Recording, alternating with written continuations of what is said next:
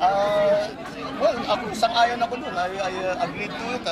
I voted in favor of the motion. And I thought that it's a good idea.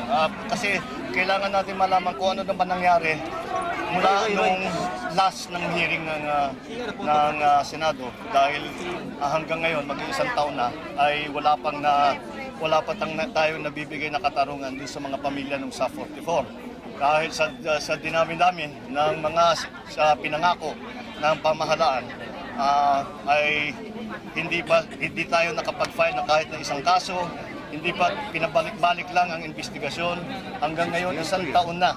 Maliwanag naman ang kaso, may mga video pa kung sinong mga namaril, may mga eyewitness. Bakit bakit na ganun kahaba ang delay?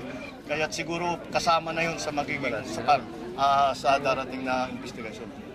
So sir, attend kayo sir sa hearing sa Yeah. Umulan, Sa advocacy.